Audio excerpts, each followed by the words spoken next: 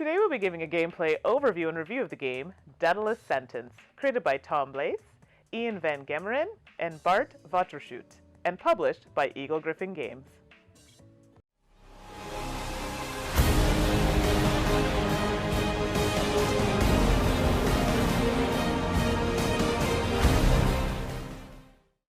Hello everyone, and welcome to another episode with To Die For Games. I'm Mandi, the board gaming pinup girl. My fellow hosts are Tracy, the gaming maven. Stephane, the game's teacher. Rush for time? Well, click on the timestamps to find the part you're looking for. Like what you see? Leave us a comment and subscribe to our channel to be notified when new content is released. Daedalus Sentence plays in about 60 minutes, is suggested for ages 12 and up, and accommodates 1 to 4 players. We've got Daedalus Sentence all set up and ready to go, so let's get to it. As a team of prisoners in the famous Hive prison, players work collectively to escape their cells and reach their escape pod without being captured by the guards.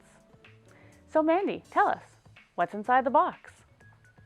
Hive prison board, 1 thesis board, 1 alert marker, 54 location tiles, 1 Loctite scientist spawning location, 5 player cells, 6 blue rooms, 14 red rooms with 4 randomizer tiles, 14 yellow rooms with 4 randomizer tiles, and 14 green rooms with 4 randomizer tiles.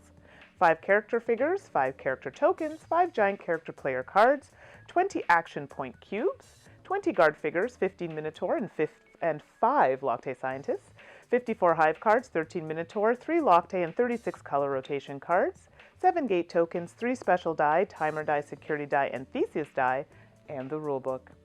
All right, now that we know what we're playing with, how do we set up? Stephane? Each player chooses a character and takes their figure, token, and player card. Each player receives a number of action cubes depending on the number of players. Prepare the thesis board by placing each player's token on their image on the board. Shuffle all the Hive cards and fill all 8 spots on the board, left to right, top row first, then the bottom row. Then prepare the Hive prison. Randomly place the 5 cells tiles and the spawning chamber face up in the center ring. Each player places their figure in the cell matching their color. Note, the purple cell and spawning board must be opposite each other. Mix the blue tiles together and place face down, then fill the second ring. For the red ring, while face down, select 2 of the randomizer tiles and mix with the rest of the red tiles. Place them face down in the third ring. Discard the other 2 randomizer tiles to the box without looking at them. Repeat the red tile process with the yellow and the green ring tiles. Each player draws 2 cards from the draw pile and plays them face up for all players to see. Now that we're all set up, how do we play?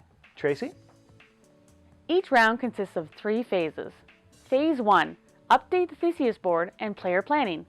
After the first round, players will update the thesis board by sliding any remaining cards from the right to the left and then drawing cards to fill in any empty spaces. Players will use this information to plan their actions and learn what prison rotation and guard movement will happen in Phase 3. Phase 2, player actions. Using the action cubes to mark actions taken, players can take as many actions as they have action cubes. The general actions are: A. Discover room. Players can turn over a room tile adjacent to their location in the same ring or to another ring through an open gate. If there are Minotaur or Loctite icons on the revealed room tile, immediately place figures equal to the number of icons on that tile. B. Move. Each action cube allows a player to move to an adjacent room through an open gate or a ventilation duct or to another discovered room, unless there are walls or guard figures. C. Pass cards. If players are in the same room, they may spend an action card to pass a card to another player. D. Eliminate guards. Players may discard 1 Minotaur card to eliminate a single Minotaur or a Loctite card to eliminate a Loctite scientist in an adjacent room in the same ring, through an open gate, or a open cell door. 1 Loctite card eliminates 3 Minotaurs, and 3 Minotaur cards eliminates 1 Loctite. E. Draw cards. A player may draw 1 card by spending 2 action cubes. So, what are the location-specific actions? Mandi? There are also location-specific actions. A. Ventilation ducts. Rooms with ducks allow a player to move through them into a discovered room on the other side. B. Obtain gate code. If in a room with a closed gate, a player may request the code. Draw cards from the deck equal to the number on the gate and place them in a face-up group on the table. Place the token matching the gate symbol next to the group of cards to indicate which gate they are for. C. Break gate code or open gate. If in a room with a gate, players may use their cards to open the gate. If it is a guard card, any other guard can be used, Minotaur for Locte and vice versa. With color cards, players decide whether they are matching all to either the color or the number, but not both. White cards work as wild cards for these. Once a gate is open to another ring level, the alert marker moves right one space on the Theseus board. D. Research Laboratory. Players may draw 2 cards for one action. E. Hatchery. Hatcheries allow a player to hide from guards, but they may not perform any actions or they are no longer hidden. F. Control Room. This room allows players to manipulate the hive rotation by switching a card from their hand with a card in the top row of the Theseus board. G. Communication Relay. This room allows players to manipulate the guard movement by switching a card from their hand with a card in the bottom row of the Theseus board. H. Free Prisoner. If a player is captured, another player can spend an action to free them from their cell. Once freed, their character token on the Theseus board is removed to indicate they were captured once. Stephane, tell us how to play through Phase 3.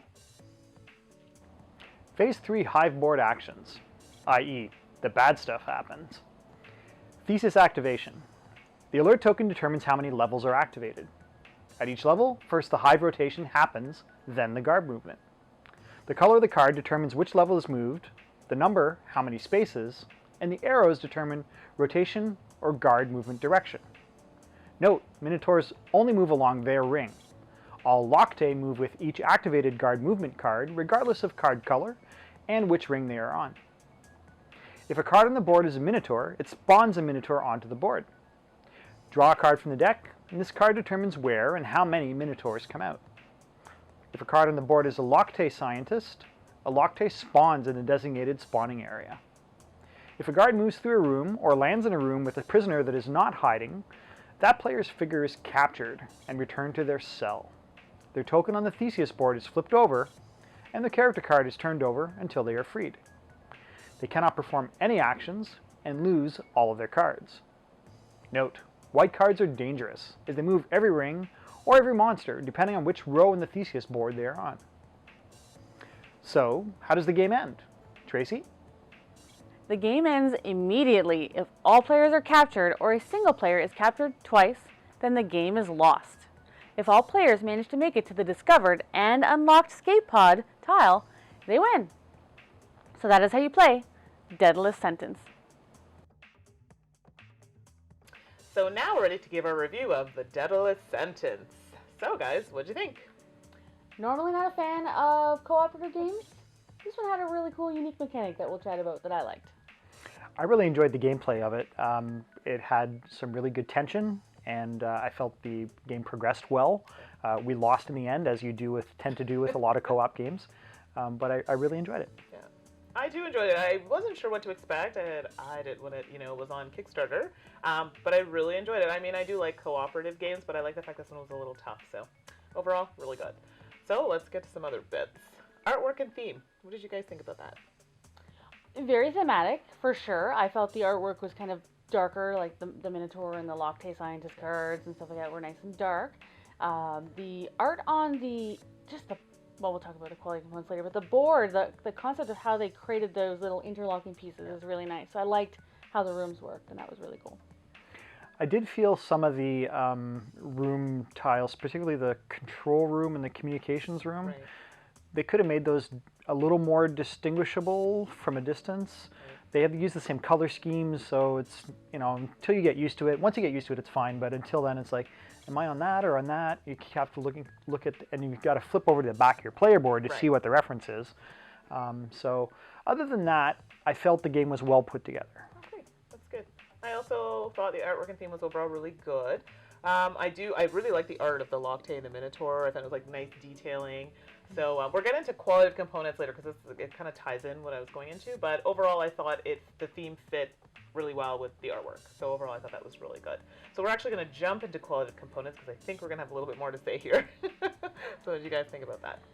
The whole rondelle concept was really cool. So the fact that they kind of thought of how to get that to work in a proper working mechanic was really, really neat. The miniatures were nice. They weren't fantastic. They were nice. They were good quality. They just weren't spectacular. But I liked them. They were kind of cool.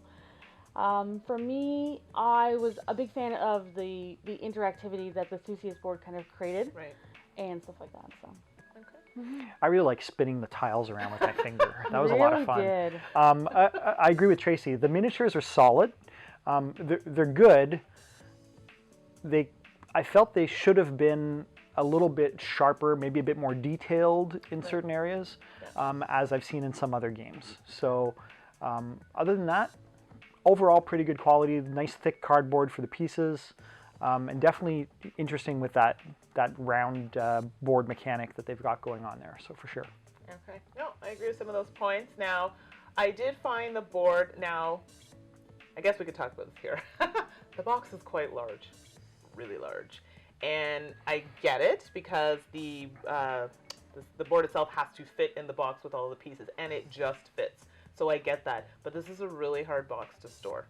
I don't know, for most people. So you have to go on top or something. Well, yeah, you'd have to figure that out with your shelving. So that to me was going to be problematic, I think, for most people. I was always wondering if the board could have been made in pieces that could have been put together. I'm just throwing this out there as an idea. I don't know. And that way it could have broken it down a bit so the box could have been maybe half the size. Like interlocking plastic? Right, something like that. And I don't know if that would have been thoroughly expensive.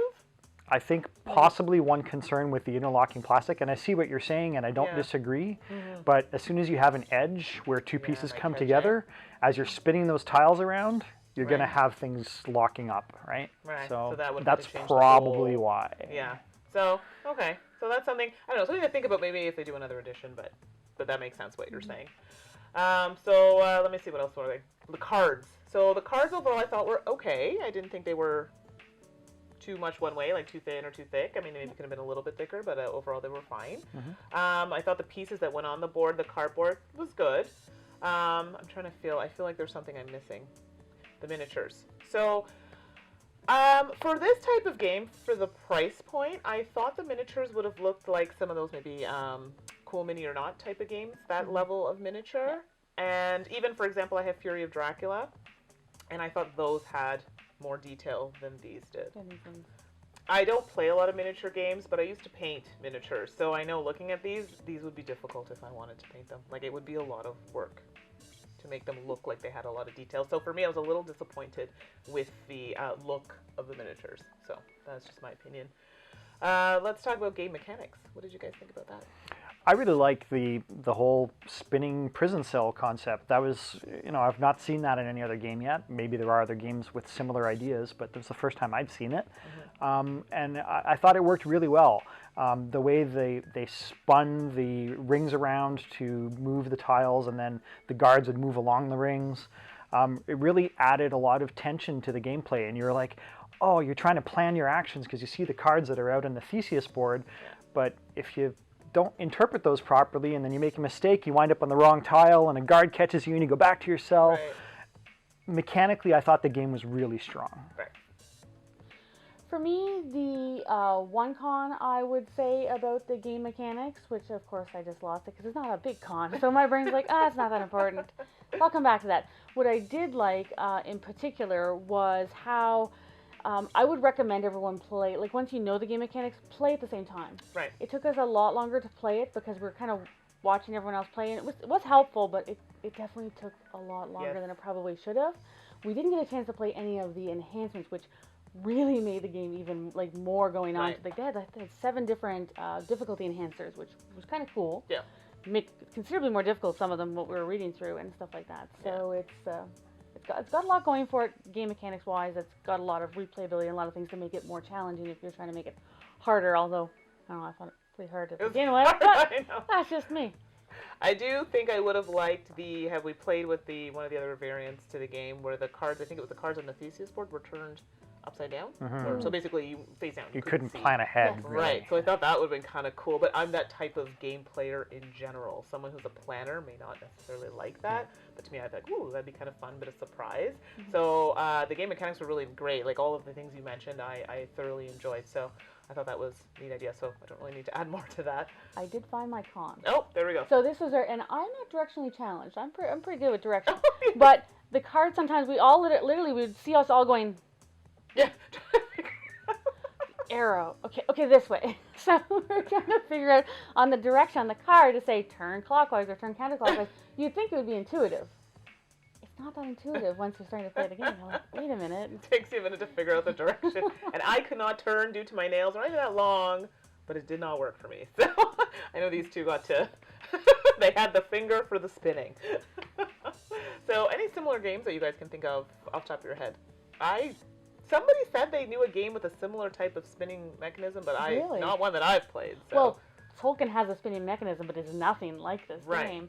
Obviously, there are many cooperative games that have similar things where you're really working together. Each person has a strength that they use, stuff like that. But other than that, I would say almost any cooperative game has a lot of that. This is just very unique in how it does that. Exactly. Yeah, off the top of my head, I can't think of any other similar games that come to mind. No, So. which is a good thing. So it's different. I like that.